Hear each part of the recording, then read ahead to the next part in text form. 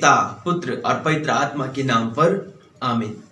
प्रभु यीशु के जीवंत वचनों की सेवकाई में गुड न्यूज चैनल में मैं आप सबों का बहुत बहुत स्वागत करता हूं। सबों को मेरा प्यार भरा जय यीशु। प्यारे विश्वासियों, आज हम राजाधिराज प्रभु यीशु का पर्व, उनका महोत्सव मना रहे हैं और आज हम मनन चिंतन करेंगे नबी एजेकियल का ग्रंथ अध्याय 34 पवित्र वचन संख्याएं 11 से लेकर 12 और 15 से लेकर 17 तक। कुरिन्थियों को लिखा संत पौलुस का पहला पत्र अध्याय 15 पवित्र वचन संख्याएं 20 से लेकर 28 और संत मत्ती का सुसमाचार अध्याय 25 पवित्र वचन संख्याएं 31 से लेकर 46 तक। मेरे साथियों, प्रभु यीशु के जन्म के पहले उनकी मां मरियम को स्वर्गदूत गाब्रिएल ने उनके विषय में कहा था, मरियम डरिए नहीं, आपको ईश्वर की कृपा प्राप्त है। देखिए, आप गर्भवती होंगी, पुत्र प्रसव करेगी और उनका नाम यीशु रखेंगी। वे महान होंगे और सर्वोच्च प्रभु के पुत्र कहलाएंगे। प्रभु ईश्वर उन्हें उनके पिता दाऊद का सिंहासन प्रदान करेगा। वे दाऊद के घराने पर सदा सर्वदा राज्य करेंगे और उनके राज्य का कभी अंत नहीं होगा। प्रभु यीशु वह राजा है जिनके राज्य का कभी अंत नहीं होगा। कोलोसियों के लिखे पत्र अध्याय 1 वचन 15 से 18 में प्रभु का वचन कहता है, वे अदृश्य ईश्वर के प्रतिरूप तथा समस्त सृष्टि के पहलौठे हैं, क्योंकि उन्हीं के द्वारा सब कुछ की सृष्टि हुई है।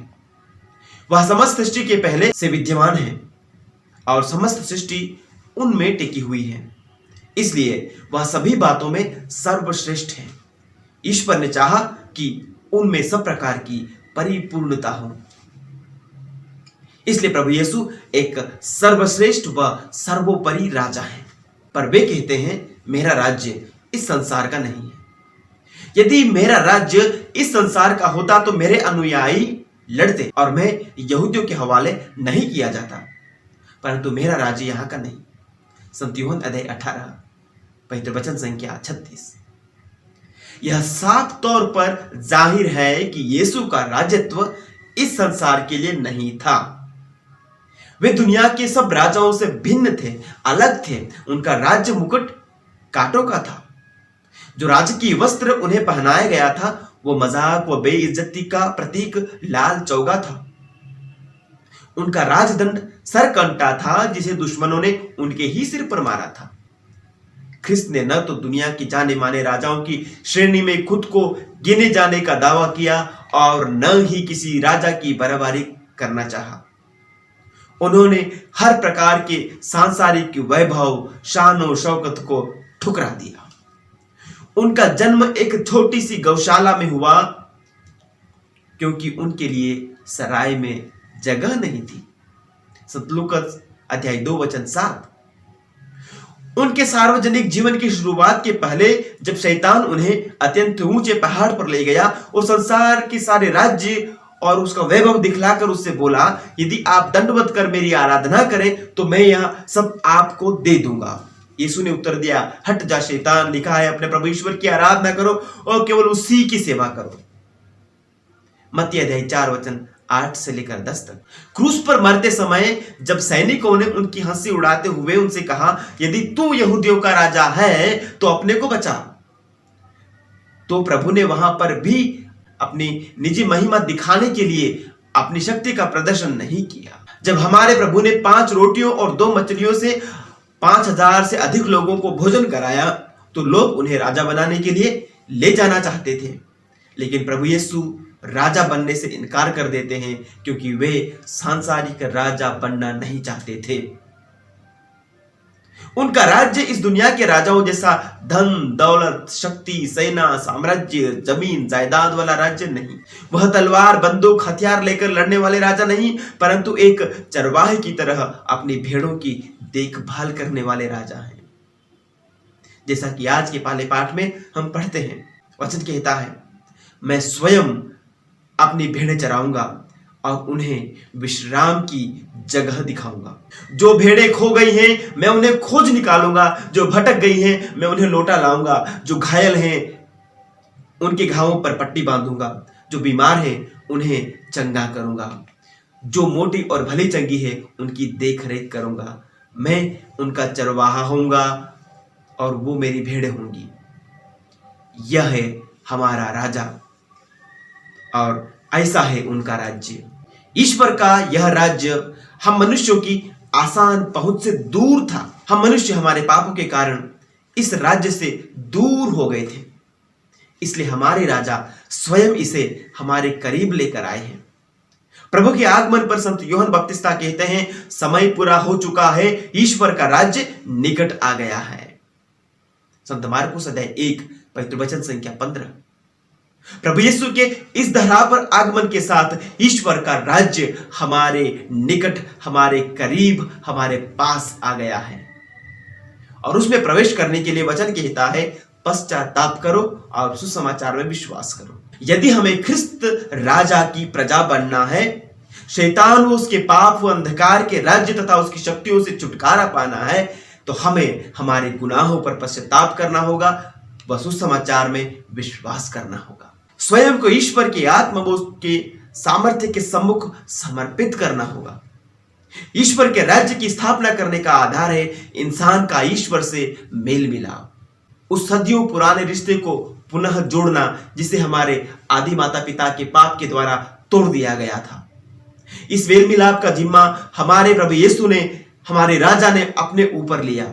उन्होंने अपने दुख भोग मरण एवं पुनरुत्थान द्वारा पिता से हमारा मेल मिलाप कराया है।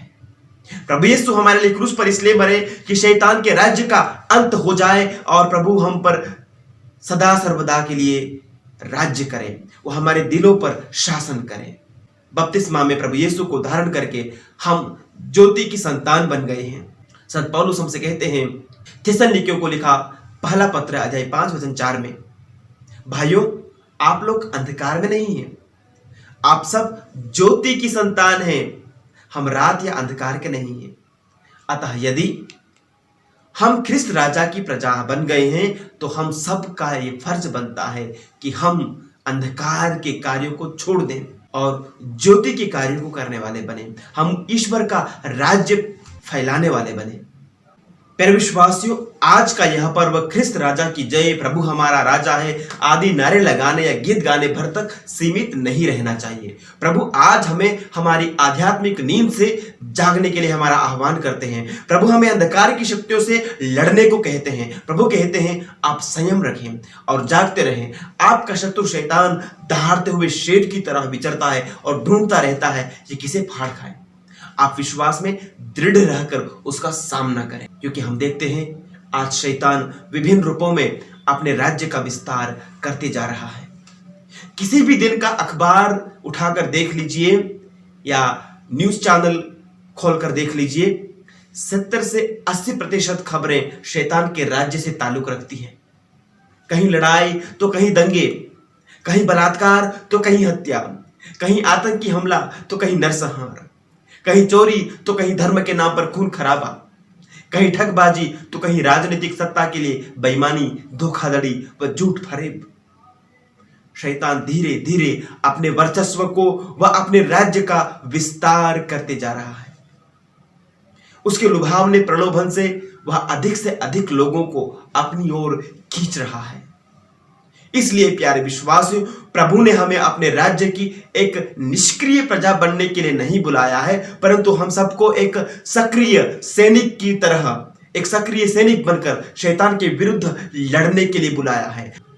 प्रभु का वचन कहता है एफेसियों को लिखे पत्र अध्याय 6 वचन 10 से लेकर 13 में, आप लोग प्रभु से और उसके अपार सामर्थ्य से बल ग्रहण करें और आप ईश्वर के अस्त्र शस्त्र धारण करें, जिससे आप शैतान की धूर्तता का सामना करने में समर्थ हों और अंत तक अपना कर्तव्य पूरा कर विजय प्राप्त करें। शैतान का सामना करने, उसके राज्य पर विजय पाने के लिए हमें लाठी, डंडे, तलवार, बंदूक व गोला बारूद आदि की जरूरत नहीं।